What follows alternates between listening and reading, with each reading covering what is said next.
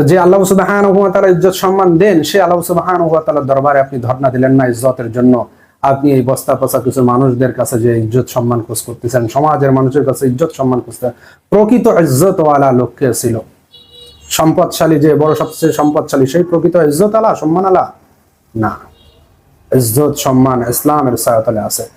ওমর রাদিয়াল্লাহু তাআলা আনহু একটা ঘটনা, আপনি ইজ্জত এবং সম্মান আল্লাহ সুবহানাহু ওয়া তাআলা যে কত বড় আত্মমর্যাদা বোধ তাকে দিয়েছিলেন, মুসলিম উম্মার মধ্যে রেখেছেন, মুসলিম উম্মার সোনালী ইতিহাসে আছে। এই বিষয়গুলো আপনি জানলে অবাক হয়ে যাবেন। ওমর রাদিয়াল্লাহু তাআলা আনহু যখন বাইতুল মুকাদ্দাসের চাবি আনতে গিয়েছিলেন, যে বাইতুল মুকাদ্দাসে নামাজ পড়ার জন্য আমরা এখন ইহুদিদের কাছে অনুনয় বিনয় করি, সেই বাইতুল মুকাদ্দাস ওমর রাদিয়াল্লাহু তাআলা আনহুর সময় বিজয় হয়েছিল। তখনকার যুগে বাইতুল মুকাদ্দাসের যে শাসকরা ছিল রোমানরা, তারা ওমর রাদিয়াল্লাহু তাআলা আনহুর কাছে চাবি তুলে দিয়েছিলেন বাইতুল মুকাদ্দাসের।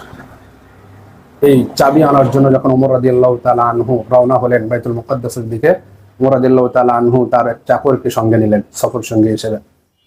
ওমর রাদিয়াল্লাহু তাআলা আনহুর যুগটা কেমন ছিল, কি সোনালী যুগটা ছিল।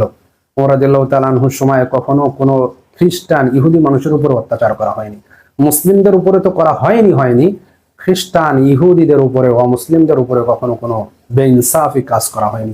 ওমর রাদিয়াল্লাহু তাআলা আনহুর জমানায় ভেড়া যে রাস্তা দিয়ে চলতো সেই রাস্তাটাও সমান করে দেওয়া হতো, যাতে করে ভেড়া হোঁচট না খেয়ে পড়ে। সুবহানাল্লাহ সুবহানাল্লাহ। সেই ওমর রাদিয়াল্লাহু তাআলা আনহু একজন চাকরকে নিয়ে বাইতুল মুকাদ্দাস থেকে যাচ্ছেন। ওমর রাদিয়াল্লাহু তাআলা আনহু একজন চাকরটা পালাক্রমে উটের উপরে উঠছেন। একবার ওমর রাদিয়াল্লাহু তাআলা আনহু উঠছেন, চাকরটা রশি ধরে হাঁটছেন। একবার চাকরটা উঠের উপরে উঠছেন, ওমর রাদিয়াল্লাহু তাআলা আনহু রশিটা নিয়ে হাঁটছেন।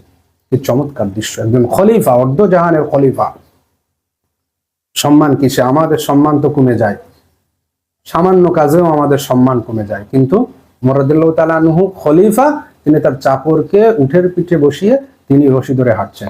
মাঝে মাঝে দুইজনে হাঁটছেন, উটটাকে একটু বিশ্রাম দিচ্ছেন। কত ইনসাফ, কত সুন্দর একটা ইনসাফ তারা করেছিলেন, যে উটটাকেও একটু বিশ্রাম দিয়েছিলেন। এই ওমর রাদিয়াল্লাহু তাআলা আনহু যখন বাইতুল মুকাদ্দাসের দিকে আসলেন, নিকটবর্তী হলেন, তখন আবু উবাইদা রাদিয়াল্লাহু তাআলা আনহু ওমর রাদিয়াল্লাহু তাআলা আনহুর কাছে এসে বললেন যে, ওমর রাদিয়াল্লাহু তাআলা আনহুর কাছে আসলেন।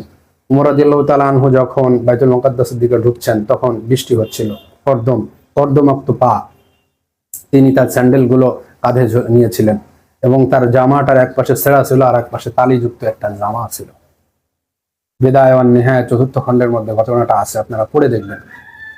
যে ওমর রাদিয়াল্লাহু তাআলা আনহুকে আবু উবাইদা বলছেন যে, আপনি রোমের যে পুরোহিতরা আছে, শাসক আছে, তারা আপনার কাছে চাবি হস্তান্তর করবে। ওমর,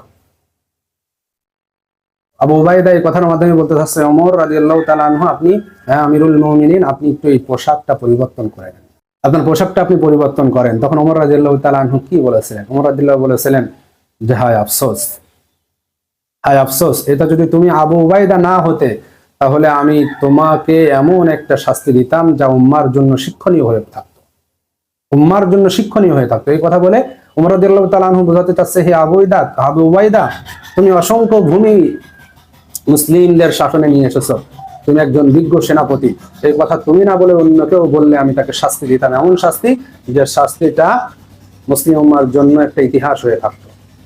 তারপর ওমর রাদিয়াল্লাহু তাআলা আনহু তার সেই কালজয়ী বক্তৃতা বলেছিলেন, যে বক্তৃতা সোনার অক্ষরে লেখা আছে। অসংখ্য মুহাদ্দিস, অসংখ্য ফকিহ পরবর্তীতে এই লেখাটা, এই বক্তৃতাটা সংকলন করেছেন। কি বলেছিলেন ওমর রাদিয়াল্লাহু তাআলা আনহু? ওমর রাদিয়াল্লাহু তাআলা আনহু দীপ্ত কণ্ঠে বলেছিলেন, আমরা সেই জাতি, আল্লাহ সুবহানাহু ওয়া তাআলা আমাদেরকে ইসলাম দিয়ে সম্মানিত করেছেন। যে ব্যক্তি ইসলাম ছাড়া অন্য কোনো কিছুর মধ্যে সম্মান খুঁজবে, সে অপমানিত হবে। সুবহানাল্লাহ, কত চমৎকার কথা যে আল্লাহ সুবহানাহু ওয়া তাআলা ইসলাম দিয়ে আমাদেরকে সম্মানিত করেছেন। যে ব্যক্তি ইসলাম ছাড়া অন্য কোনো উপায়ে, ইসলাম ছাড়া অন্য কোনো নেতা নেত্রী, অন্য কোনো রাজা বাদশাহ, অন্য কোনো ক্ষমতাধর লোক, অন্য কোনো টাকা পয়সাওয়ালা লোকের কাছে যে সম্মান খুঁজবে, সে অপমানিত হবে, সে অপদস্থ হবে। ওমর রাদিয়াল্লাহু তাআলা আনহু এই উম্মার সম্মানের একটা সূত্র শিখিয়ে দিয়েছেন, যে তোমরা ইসলামের কাছে, ইসলামের ছায়াতলে, ইসলামের কাছে আত্মসমর্পণ করো, তাহলেই তোমরা সম্মানিত হবে। এই সূত্রটা আমরা আজকে ভুলে গিয়েছি। ওমর রাদিয়াল্লাহু তাআলা আনহু যদি আজকে এই মুসলিম উম্মার আলিমদেরকে দেখতেন, যে ওমর রাদিয়াল্লাহু তাআলা আনহু তার সেনাপতিকে শাস্তি দিতে চাচ্ছিলেন তার জামাটা করার জন্য, আজকে আমার এই আলিম সমাজ কত দামি দামি জামা পোশাক, কত জাঁকজমকপূর্ণ একটা বিষয় ই আছে। কিন্তু আজকে এত মুসলিম উম্মাহ থাকতে 150-200 কোটি মুসলিম উম্মাহ, কত টাকা পয়সা জাকজমক আছে, তারপরেও বাইতুল মুকাদ্দাসের চাবি নেওয়ার জন্য কেউ বলছে না। কিন্তু সেই ওমর রাদিয়াল্লাহু তাআলা আনহু বাইতুল মুকাদ্দাসের চাবি আনতে গিয়েছিলেন ছেঁড়া কাপড় পরে, তালিযুক্ত কাপড় পরে, যার পায়ে স্যান্ডেল ছিল না, গাড়ির উপরে স্যান্ডেল ছিল, কর্দমুক্ত হয়েছে। এবং ওমর রাদিয়াল্লাহু তাআলা আনহু যখন বাইতুল মুকাদ্দাসে ঢুকছেন তখন ওমর রাদিয়াল্লাহু তাআলা আনহুর পালা পড়েছিল যে তিনি রশি ধরে হাঁটবেন। সকলেই দেখছে যে অর্ধজাহানের খলিফা, যার কাছে আমরা এই বাইতুল মুকাদ্দাস হস্তান্তর করব, সে তার চাকরকে উঠের উপরে উঠে নিয়ে সে রশি ধরে আসছে। এটাই আত্মমর্যাদাবোধ, এটাই সম্মান। আমরা এই আত্মমর্যাদাবোধ সম্মানটা ভুলে গিয়েছি। আজকে যদি ওমর রাদিয়াল্লাহু তাআলা এই সমস্ত আলেমদের দেখতেন যারা চাটুকার হয়ে, যারা শাসকদের গোলামি করার জন্য এত ব্যতিব্যস্ত থাকে, এই শাসকদের দেখলে ওমর রাদিয়াল্লাহু তাআলা কি বলতেন?